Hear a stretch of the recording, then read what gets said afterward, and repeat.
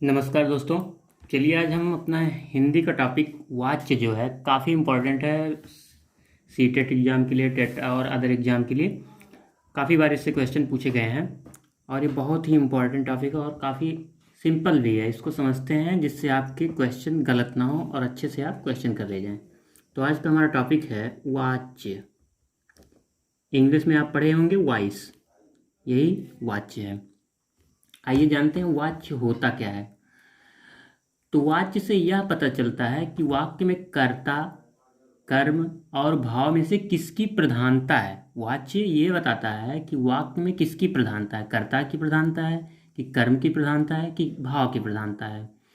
इससे स्पष्ट होता है कि वाक्य में कर्ता के अनुसार क्रिया चल रही है या भाव के अनुसार चल रही है या कर्म के अनुसार। तो वाच्य की परिभाषा आइए जानते हैं पहले। परिभाषा क्या होगी? वाच्य क्रिया के उस रूपांतर को कहते हैं, वाच्य क्रिया के उस रूपांतर को कहते हैं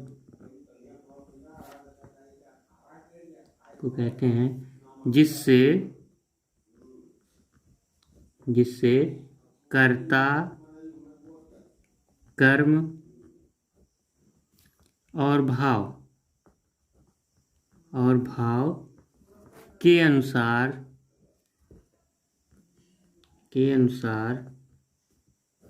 क्रिया के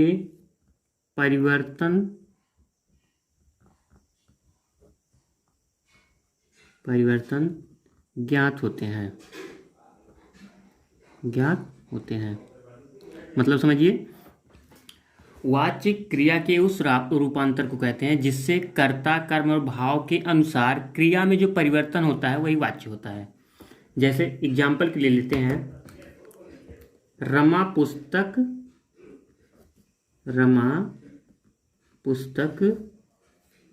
पढ़ती है। रमा पुस्तक पढ़ती है। अब यहाँ देखते हैं, रमा क्या कर रही है? रमा पुस्तक पढ़ रही है। तो यहाँ रमा क्या है? रमा है कर्ता। रमा क्या है? कर्ता।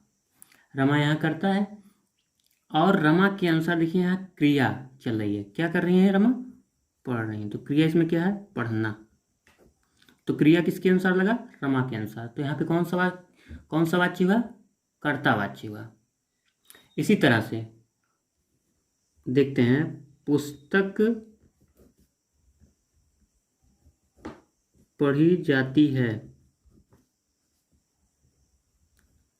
पुस्तक क्या की जाती है? पढ़ी जाती है। अब देखिए यहाँ पे जो है पढ़ी जा रही क्या? पुस्तक। तो यहाँ पे कौन सा वाच्य हुआ आपका? कर्मवाच्य। इसमें कर्म की प्रधानता बताई गई है। ठीक है। डिटेल में जाने के लिए आइए इसको जानते हैं। पहले इसके प्रकार, वाच्य कितने प्रकार के होते हैं, वाच्य के भेद। ठीक, तो वाच्य के भेद,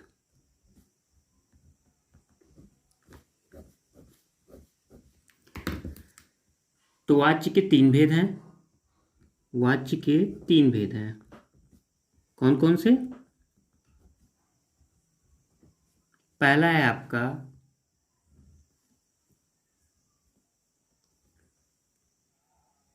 कर्तृवाच्य। कौन सा? पहला है कर्तृवाच्य। दूसरा है आपका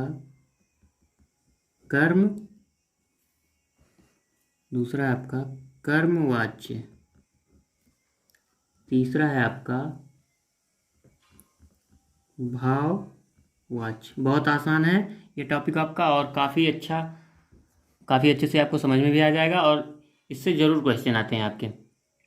चलिए अब एक एक करके देखते हैं। पहला है कर्तृवाच्य। कर्तृवाच्य में क्या होता है? जिस क्रिया में कर्ता की प्रधानता होती है उसे क्या कहते हैं? कर्तृवाच्य। इसकी डिफिनेशन होगी, जिस वाक्य में कर्ता की प्रधानता होती है वहां पे कौन सा वाच्य होता है? कर्तृवाच्य। जैसे देखिए, पुलिस ने पुलिस ने चोर को पकड़ा। पुलिस ने चोर को पकड़ा। तो यहाँ पे किसने पकड़ा? पुलिस ने। प्रधानता किसकी है? कर्ता की। करने वाला कौन है? पुलिस। तो यहाँ पे कौन सा हो जाएगा? कर्ता की प्रधानता है तो कर्तृवाच्य हो जाएगा। और एग्जाम्पल लिखते हैं। लता गीत गाती है। लता गीत गाती है। लता गीत गाती है। अब देखिए गीत गाया जा रहा है किसके द्वारा? लता के द्वारा। तो इसमें प्रधानता किसकी हुई? लता की। तो यहाँ पे कौन सा वाच्य हो जाएगा? कर्तृवाच्य। जैसे और भी एग्जाम्पल आप देख सकते हैं। राम पत्र लिखता है। तो पत्र कौन लिखता है? राम। और सीता पुस्तक पढ़ती है। ये भी देखिए, सीता पुस्तक पढ़ती है। तो पुस्तक कौन पढ़ रहा है? सीता। तो सीता यहाँ पे क्या होगा? कर्ता। तो कर्ता की प्रधानता, इसलिए कर्तृवाच्य। तो आशा करते हैं आपको कर्तृवाच्य काफ़ी अच्छे से समझ में आया होगा। अगर नहीं आता है तो आप हमारे कमेंट सेक्शन में ज़रूर बताएं। आइए दूसरा देखते हैं, कर्मवाच्य। कर्मवाच्य क्या होता है? इसकी डिफिनेशन पहले जान लेते हैं। जिस वाक्य में कर्म की प्रधानता होती है वहां पे कर्मवाच्य होता है। जिस वाक्य में कर्म की प्रधानता हो वहां पे कौन सा वाच्य होता है? कर्मवाच्य। इसमें कर्ता के बाद द्वारा शब्द का प्रयोग होता है। किसका प्रयोग होता है? द्वारा शब्द का प्रयोग होता है। जैसे चलिए देखते हैं उदाहरण इसका। उदाहरण में पहला है पत्र लिखा गया। पत्र लिखा गया, ठीक है। पत्र लिखा गया। चोर पुलिस द्वारा पकड़ा गया। चोर पुलिस द्वारा पकड़ा गया। चोर पुलिस द्वारा पकड़ा गया, ठीक। आगे देखते हैं, पुस्तक पढ़ी जाती है। पुस्तक क्या की जाती है? पुस्तक पढ़ी जाती है। पुस्तक पढ़ी जाती है। पत्र लिखा जाता है। पत्र लिखा जाता है। अब देखिए यहाँ पे आप ध्यान देंगे, पत्र और पुस्तक। यहाँ देखिए पत्र और पुस्तक दोनों क्या हैं? दोनों कर्म हैं। दोनों कर्म हैं और इसके अनुसार देखिए क्रिया लगी है। क्या? पत्र के अनुसार लिखा जाता है और पुस्तक के अनुसार पढ़ी जाती है। तो यहाँ पे कौन सा वाच्य हो जाएगा? आपका कर्मवाच्य हो जाएगा। फिर से एक बार समझते हैं। जहाँ पर क्रिया कर्म के अनुसार प्रयोग होती है, जैसे पत्र लिखा जाता है, तो यहाँ पे क्रिया जो है आपका लिखा, ये पत्र के अनुसार आया है, तो यहाँ पे आपका कर्मवाच्य हो जाएगा। और यहाँ पे पुस्तक पढ़ी जाती है। क्या पढ़ी जाती है? पुस्तक। तो यहाँ पे पुस्तक कर्म है, पढ़ना आपकी क्रिया है, तो कर्म के अनुसार क्रिया लगी है, इसलिए यहाँ पे कर्मवाच्य हो जाएगा आपका। अगला टाइप देखते हैं, तीसरा, जो कि सबसे आसान और बहुत बार ही पूछा गया है, बहुत अच्छा है और बहुत बार पूछा गया आपके एग्जाम में, ये जान लीजिए सबसे आसान है और सबसे अच्छे नंबर देने वाला है।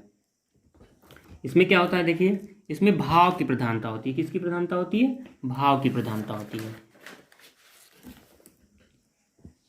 चलिए तो इसकी परिभाषा पहले जान लेते हैं। जैसे कर्तवाच्य की हो गई, कर्मवाच्य की हो गई, उसी तरह से भाववाच्य की। इसमें भाव की प्रधानता होती है। क्या करेंगे इसमें? देखिए जिस वाक्य में क्रिया कर्ता और कर्म को छोड़कर भाव के अनुसार क्रिया का प्रयोग होता है वहां पे क्या होता है? भाववाच्य। फिर से सुनिए, जिस वाक्य में क्रिया कर्ता और कर्म को छोड़कर भाव के अनुसार हो वहां पे कौन सा? भाववाच्य होता है। चलिए देखते हैं, जैसे उससे बैठा नहीं जाता। उससे क्या नहीं किया जाता? बैठा नहीं जाता है, ठीक। राम से खाया नहीं जाता है।